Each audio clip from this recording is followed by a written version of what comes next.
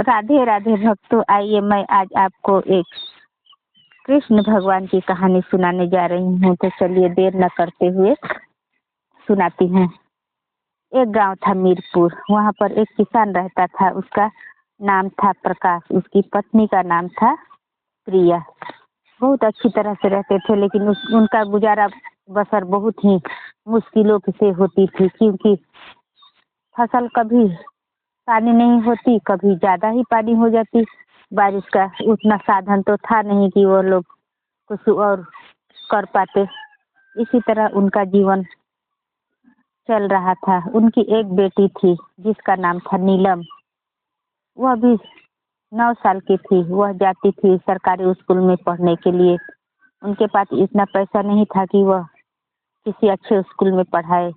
वो हर समय अपनी माँ से कहती, माँ, सभी लोग इतने अच्छे अच्छे कपड़े पहनते हैं, इतने अच्छे अच्छे खाना खाते हैं, तुम मेरे लिए भी अच्छे अच्छे कपड़े ला दो ना। उसकी माँ कहती, नहीं बेटा, यही अच्छे कपड़े हैं जो भी है हमारे पास। हमारे पास इतने पैसे नहीं है कि हम इतने अच्छे अच्छे कपड़े पहन सके। हमारा तो दूसरा कारोबार भी नहीं है। कभी फसल अच्छी होती है तो सब कुछ ठीक चलता है, कभी फसल अच्छी नहीं होती तो बहुत तकलीफ से गुजारा करना पड़ता है। तुम जाओ खेलो। वह जाती है नीलिमा, खेल कर आती है और आकर अपनी माँ से कहती है, मम्मी मम्मी मम्मी, आज मुझे खीर पूरी खाना है, तुम बना दो ना। रोज रोज इसी तरह दाल चावल बनाती हो, कभी अच्छा भोजन भी बना दिया करो। देखो मेरा दोस्त राजीव आज खीर पूरी खा रहा था, मुझे भी खीर पूरी खाना है। वह कहने लगी कि खीर पूरी अगर हम खाएंगे तो फिर कल का भोजन कैसे करेंगे, कल भूखा रहना पड़ेगा। जो है उसी में खाओ, मुझे परेशान मत करो। वह कहने लगी, नहीं, मुझे आज खीर पूरी ही चाहिए, आप मुझे बना कर दो। सभी बच्चे इतने अच्छे अच्छे टिफिन में ले जाते हैं, खाते हैं, और आप मुझे हर दिन रोटी चावल यही सब देती हो। वह कहने लगी, बेटी, हमारे पास नहीं है, जाओ भगवान से कहना, भगवान से मांगो। वहीं सामने थोड़ी दूर पर राधे कृष्ण का मंदिर था। वह वहीं पर गई और कहने लगी, हे भगवान, मुझे खीर पूरी खानी है आज, मुझे दीजिए। मैं नहीं जानती, सभी लोग को आप देते हैं और मुझे क्यों नहीं देते, मुझे भी खानी है खीर पूरी। वहीं पर पंडित जी थे। वो सुनकर मुस्कुराने लगे और कहा, उनके मंदिर में एक लड्डू गोपाल भी रखे हुए थे, जिनका भोग गांव वालों कोई कोई चीज बना कर ले जाते, कभी पंडित जी भी अपने घर से बना कर लाते। उस दिन खीर पूरी का भोग लगा था भगवान कृष्ण को, लड्डू गोपाल को। पंडित जी ने मुस्कुराते हुए कहा, लो बेटी, तुम्हारी प्रार्थना भगवान ने सुन ली। उन्होंने एक पत्तल में थोड़ी सी पूरी और खीर उस लड़की को देते हुए, नीलिमा को देते हुए कहा, लो, ले जाओ और खा लेना, भगवान ने तुम्हारी प्रार्थना सुन ली। वह बहुत खुश हुई और आई। घर में आने के बाद कहती है, मम्मी मम्मी देखो, भगवान ने मुझे खीर पूरी दे दी है। वह आश्चर्य से देखने लगती है और कहती है, कहाँ से तुम्हें खीर पूरी मिला? वह कहती है, नहीं, भगवान के मंदिर में गई थी, भगवान ने मुझे दिए हैं, पंडित जी ने दिए, भगवान मेरी प्रार्थना सुन ली। उसी तरह से वह जब भी जिद करती, उसकी माँ कहती, जाओ भगवान से मांगो। एक दिन वह कृष्ण भगवान के मंदिर में आई। आने के बाद वह कहने लगती है, भगवान, मुझे भी अच्छे अच्छे खाने खाने हैं, कपड़े पहनने हैं, आप मुझे दीजिए ना, आप मुझे आज लड्डू दीजिए, मुझे लड्डू खाना है।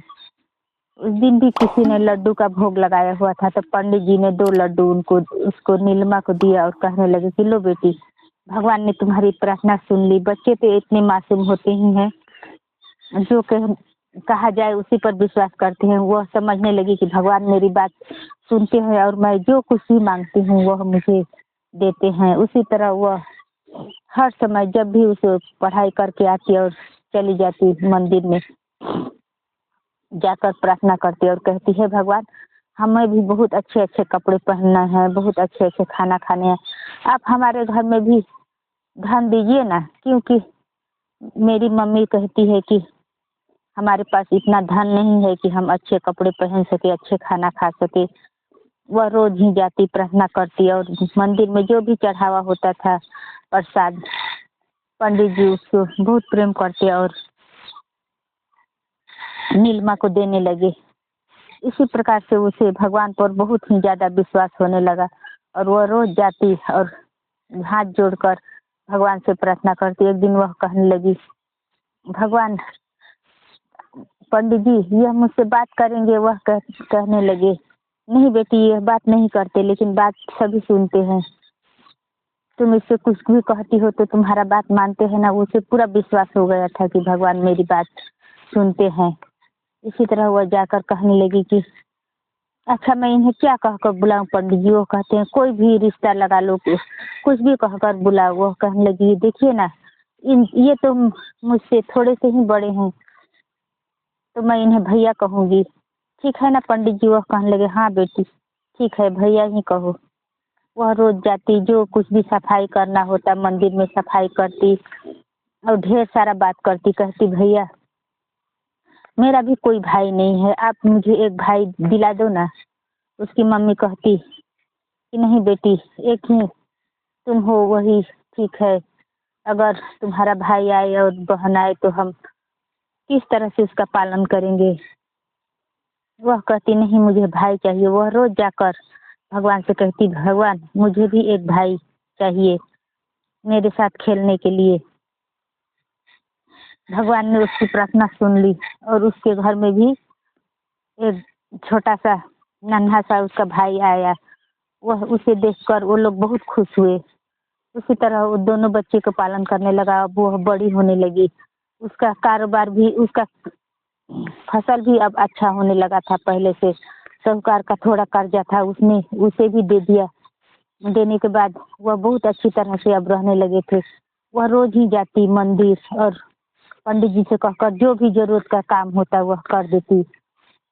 पानी ला कर देना हो, फूल ला कर देना हो, या सफाई करना हो, झाड़ू मारना हो, वह सब कुछ करने लगी। अब थोड़ी बड़ी हो रही थी, सब कुछ करने लगी। थोड़ी थोड़ी वह समझने भी लगी थी कि ये भगवान है। लेकिन उसने कहा था, मैं इन्हें भैया मान चुकी हूँ तो भैया ही मानूंगी।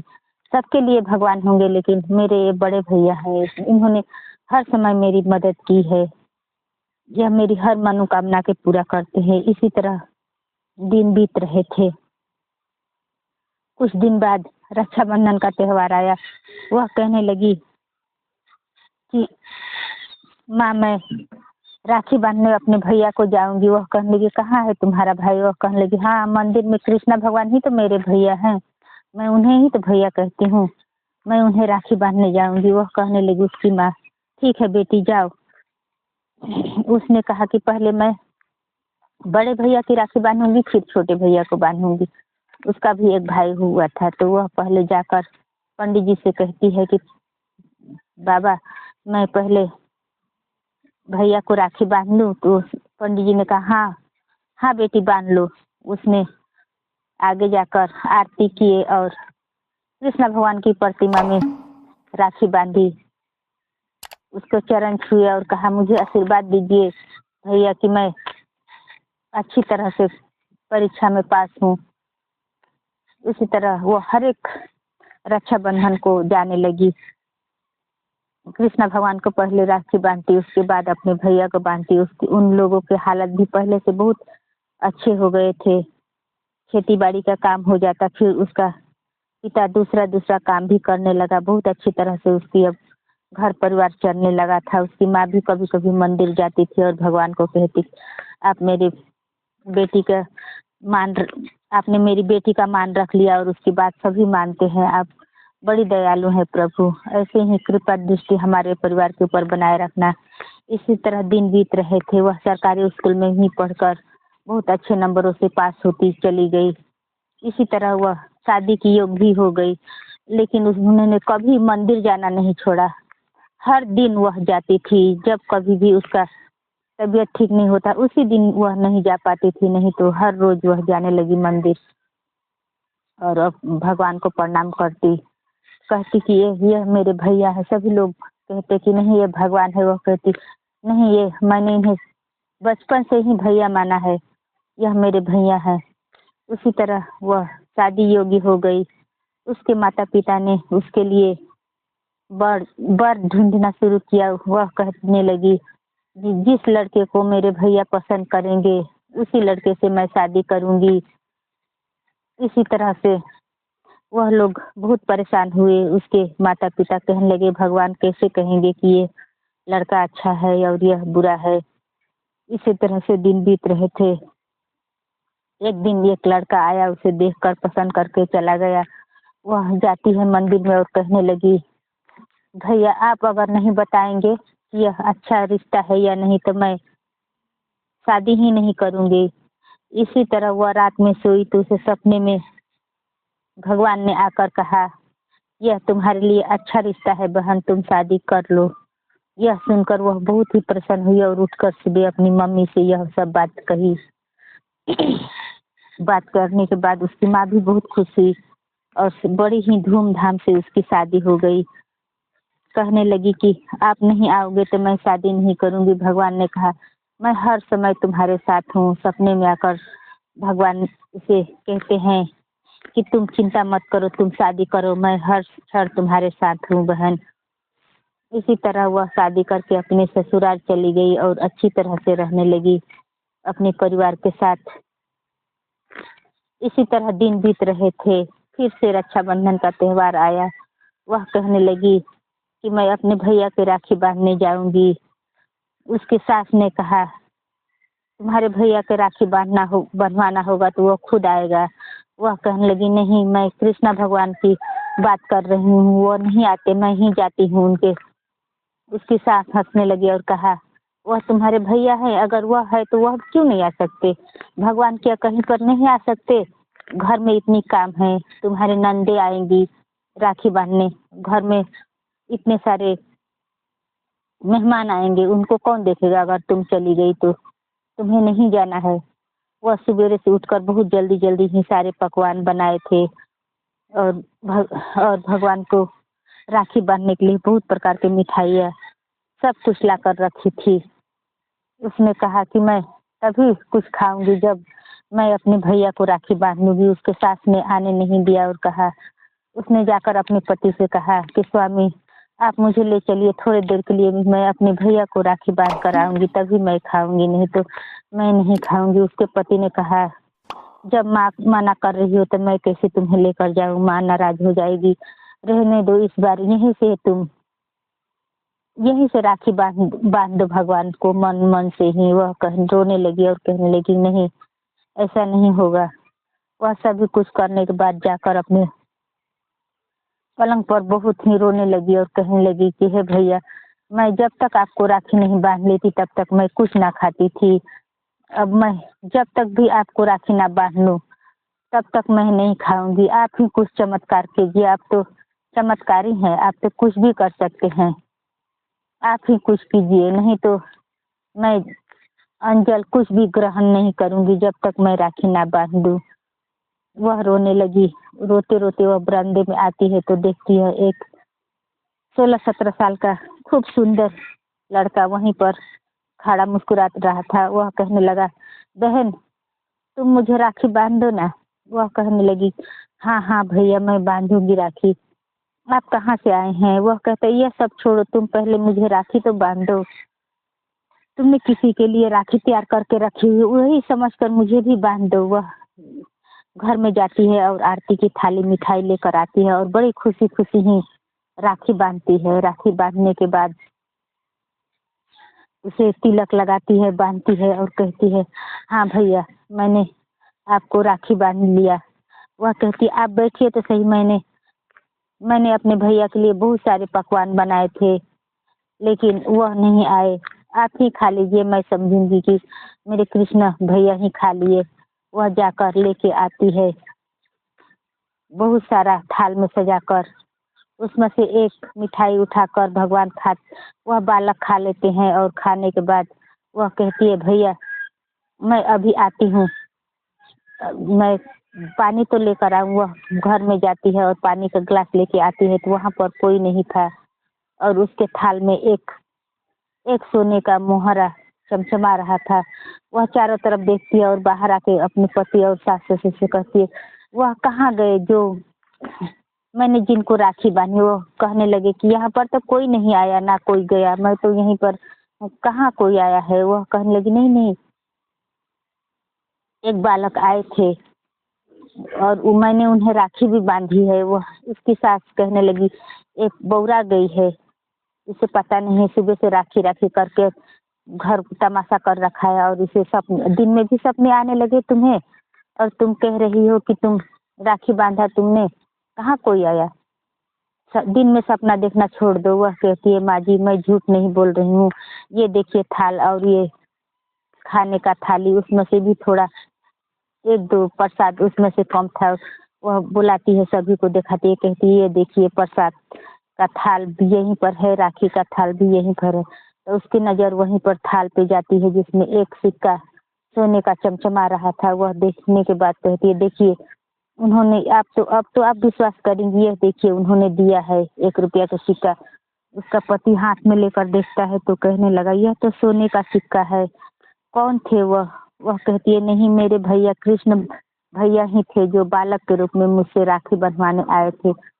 वह बहुत ही प्रसन्न होती है और कहने लगी कि हाँ माँ जी देखिए, आप विश्वास करें या ना करें मैं विश्वास करती हूँ, ये मेरे भैया ही आए थे और आकर मुझसे राखी बंधवा कर गए। आप नहीं मानती थी ना, मुझे जाने नहीं दिया, इसीलिए मैंने कुछ नहीं खाया था। और उसी थाली में से प्रसाद को लेकर सभी लोग भगवान को प्रणाम करके सभी प्रसाद खाते हैं। और उसके साथ कहती है बहू मुझे माफ कर दे, मैंने तुम्हें जाने से रोका, मैंने बहुत बड़ी भूल की, अब से मैं कभी तुम्हें जाने से नहीं रोकूंगी। वह कहने लगी नहीं सासू माँ, आपकी कोई गलती नहीं है, आपके कारण ही तो मुझे भगवान के दर्शन हुए, चाहे मैं उन्हें पहचान नहीं सकी लेकिन भगवान के चरण तो मेरे घर पर पड़े। मेरे से आकर उन्होंने, इतने साल में उनकी प्रतिमा के राखी बांध रही थी, इस बरस उन्होंने मेरे ऊपर इतनी दया किए कि मैंने साक्षात भगवान को ही राखी बांधी। आप अफसोस मत कीजिए, आपके ही कारण मुझे भगवान के दर्शन हुए हैं।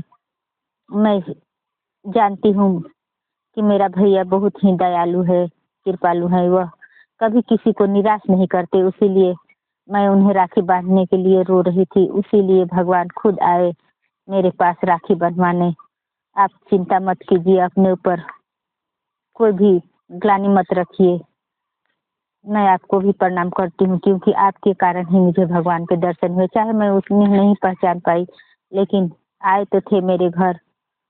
वही सब लोग बड़ी खुशी खुशी भगवान की मंदिर वहीं से जाते हैं, जाने के सभी लोग जाकर के भगवान के चरणों में गिरकर, और जब वह नीलिमा जाती है भगवान की मूर्ति में, वही छवि की मुस्कुराहट उसे दिखाई देती है जो उसे वह उस बालक को उसने देखा था।